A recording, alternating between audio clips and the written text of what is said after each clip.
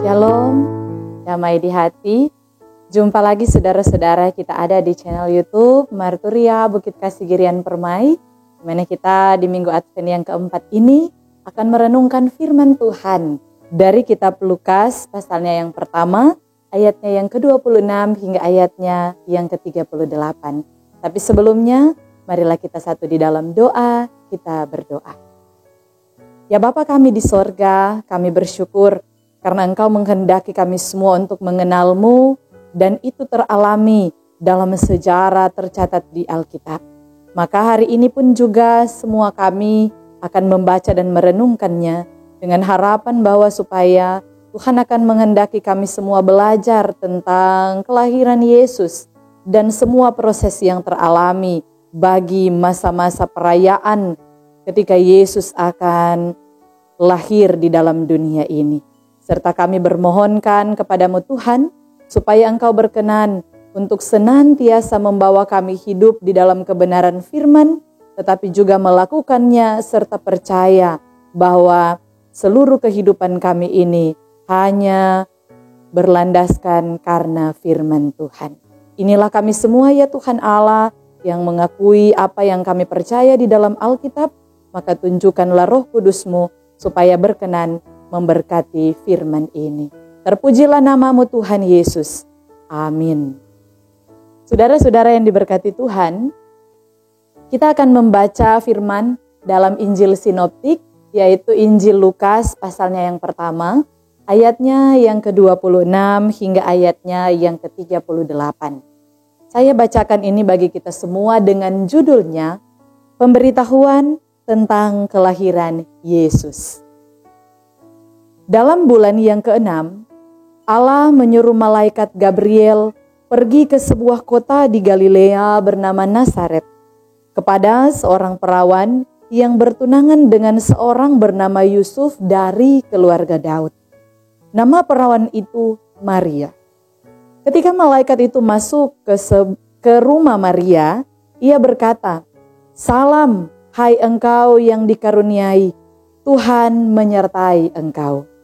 Maria terkejut mendengar perkataan itu, lalu bertanya di dalam hatinya, "Apakah arti salam itu?"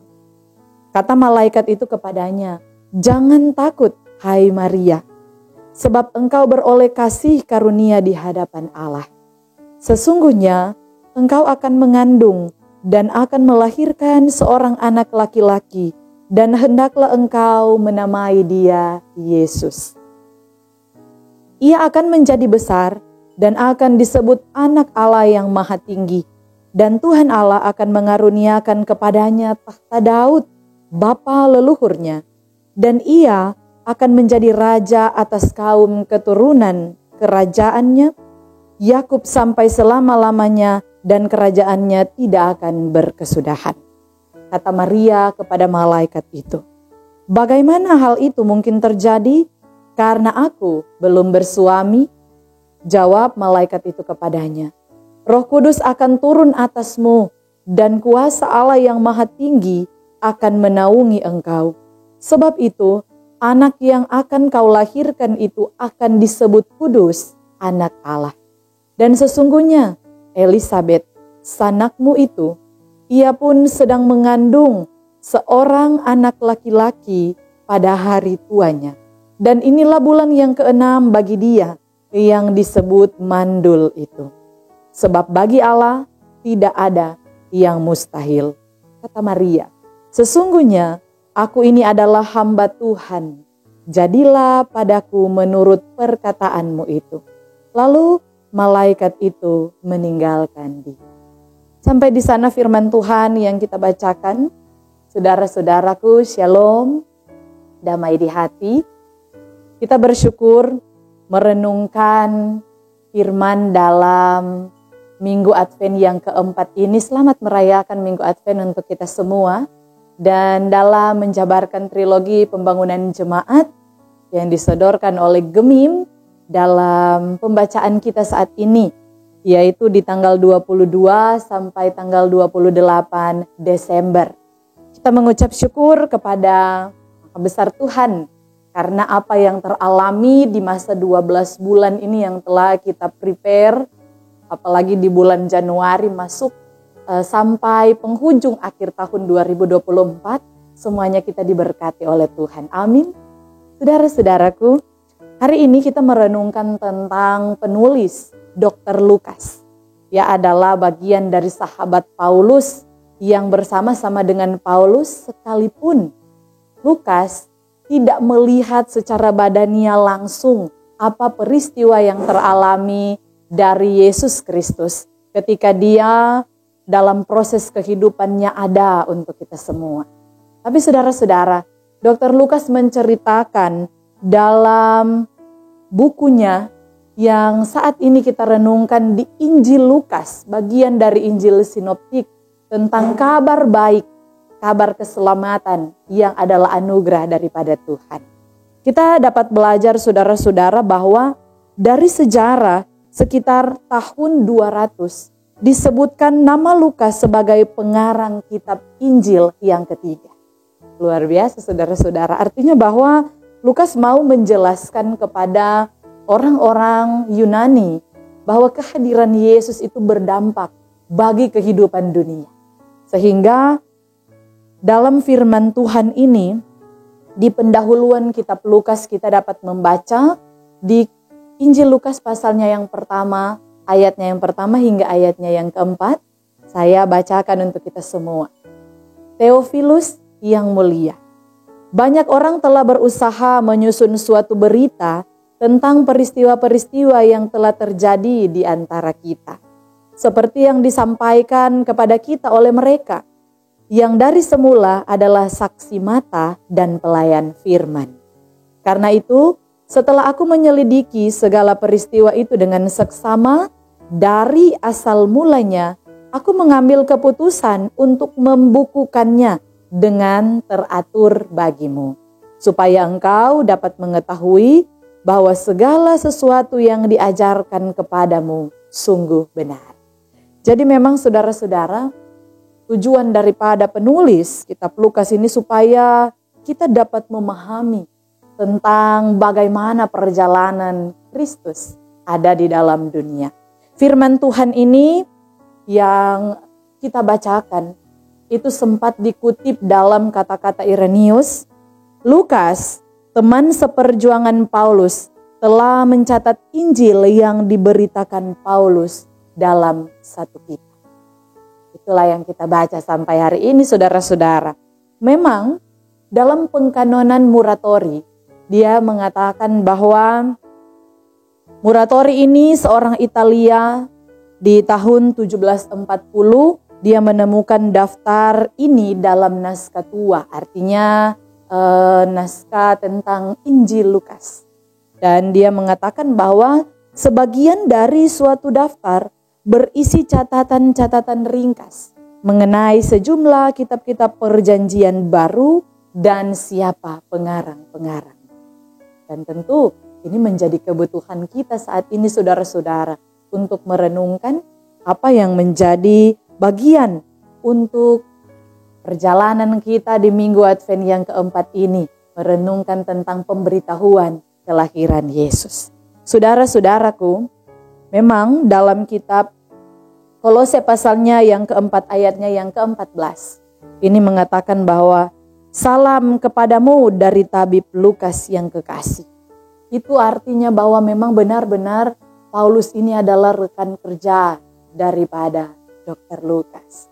Sehingga ketika mencatat bagian penting dalam Lukas pasalnya yang pertama ayatnya yang ke-26 hingga ayatnya yang ke-38 tentang pemberitahuan tentang kelahiran Yesus. Ini menjadi landasan kita untuk merenungkan saudara-saudaraku bahwa ternyata kitab Lukas ini berdampak sampai hari ini untuk kita semua. Kita mengkaji saudara-saudara.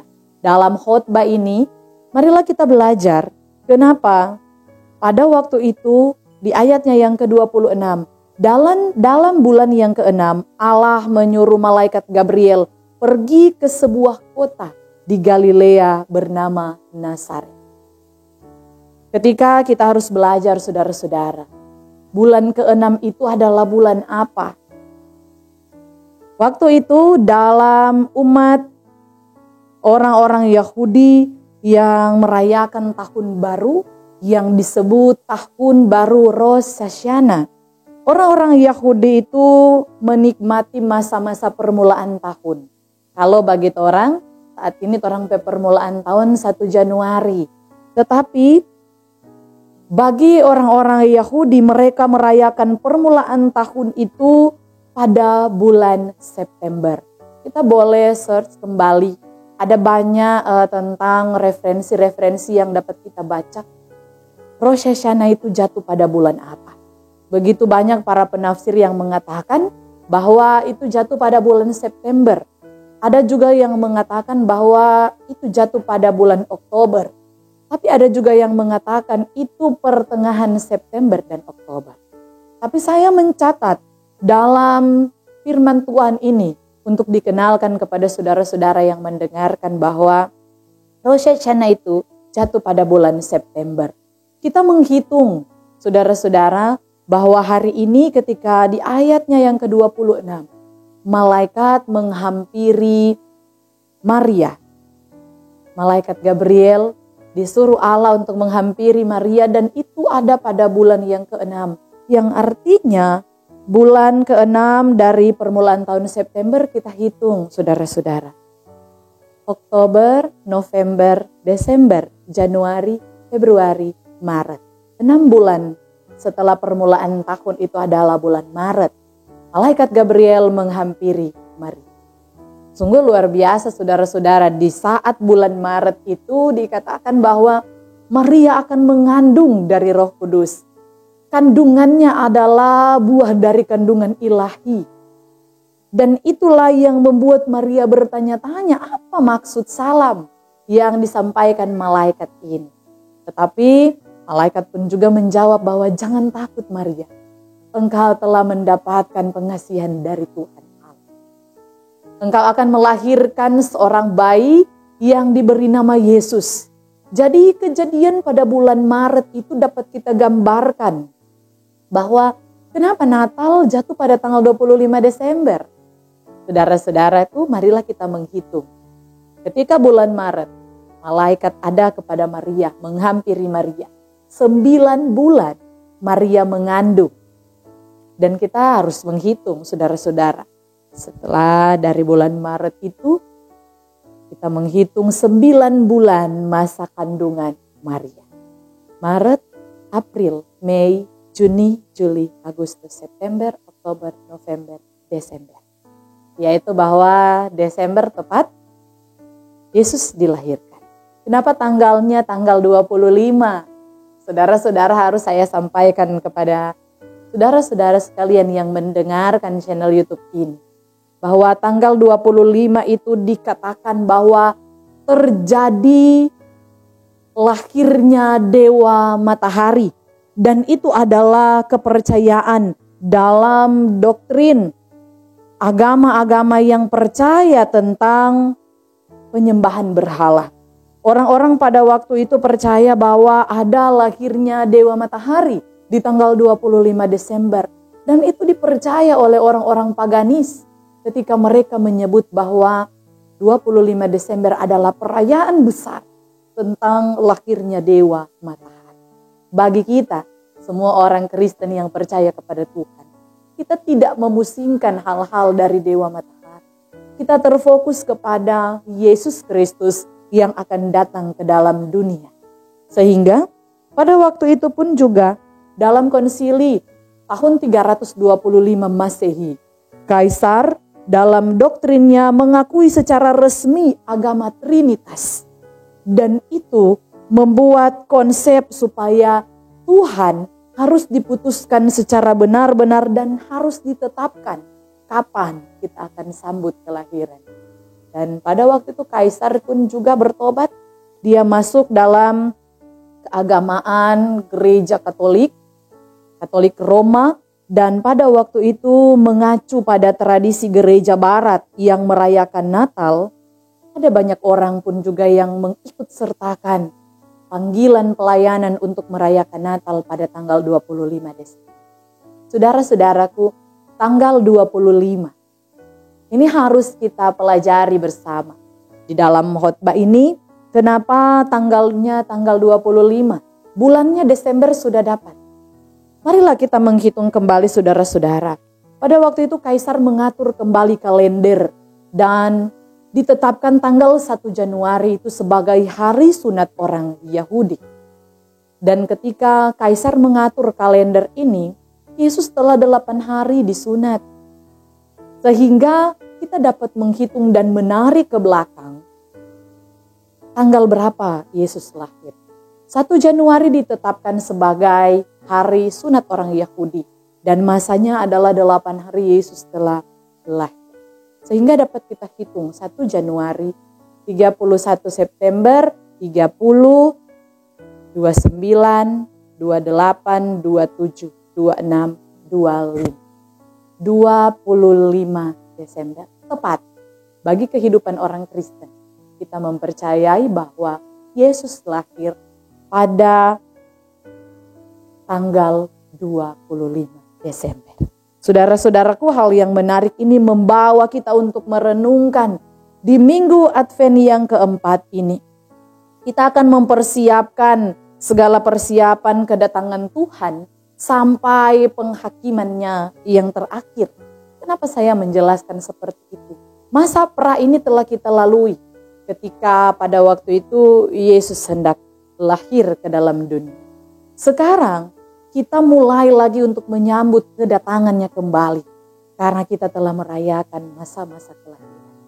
Sehingga di minggu Advent yang keempat ini kita merenungkan tentang ada begitu banyak hal yang teralami kepada Maria ketika dia mendengarkan tentang pemberitahuan atas kelahiran Yesus anaknya. Dia bersuka cita. Kenapa saudara-saudara?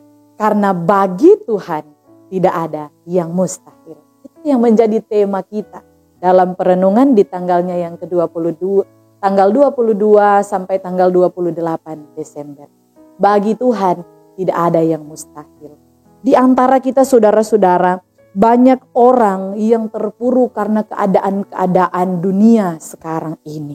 Ada begitu banyak orang-orang yang mungkin berharap bahwa segala sesuatu yang terjadi dalam kehidupannya itu mustahil. Ada banyak konflik yang terjadi dalam keadaan gereja.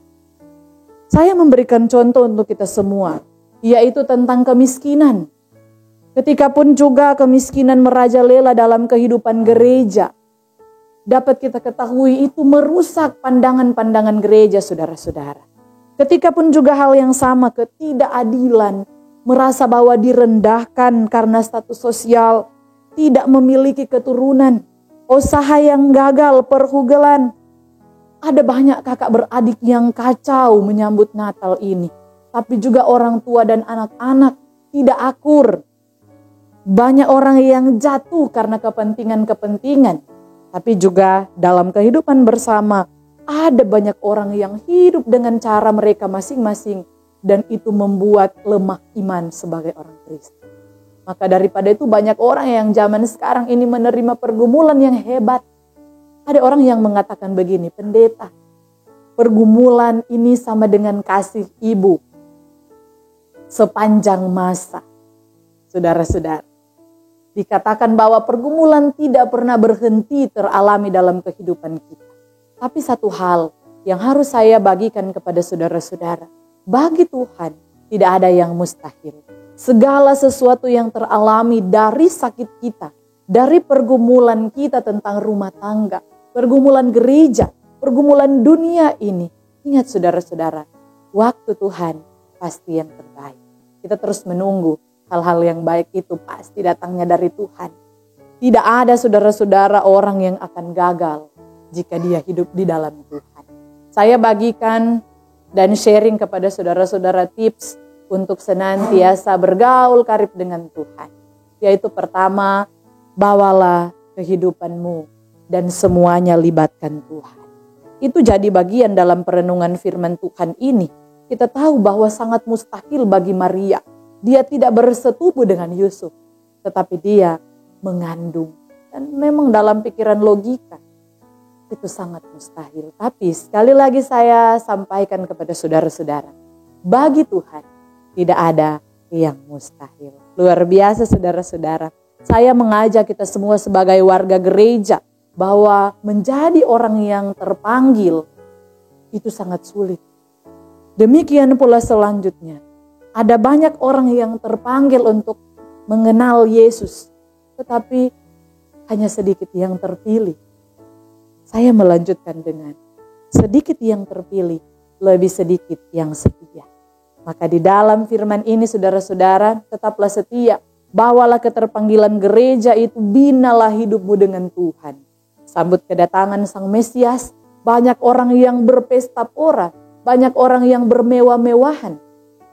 Kita tahu bahwa di seluruh dunia ini ornamen-ornamen Natal itu telah kita saksikan bersama. Ada pohon Natal, kita saksikan ada lilin-lilin yang menjadi simbol terang. Dan ada banyak hal yang boleh kita temui dari ornamen Natal. Tapi terkadang jika hanya sebatas ornamen, kita tidak memaknai bahwa pemberitahuan kelahiran Yesus berdampak untuk kehidupan kita membawa damai. Maka saudara-saudara, saya mengajak kepada kita semua bahwa jadilah orang-orang yang terus membawa hidupmu di dalam Tuhan. Kita percaya Yesus telah lahir dan kita juga percaya Yesus akan datang kembali untuk kehidupan kita. Ingat saudara-saudara, sekali lagi saya sampaikan, bagi Tuhan tidak ada yang mustahil. Tuhan Yesus berkati kita semua. Amin. Mari kita berdoa.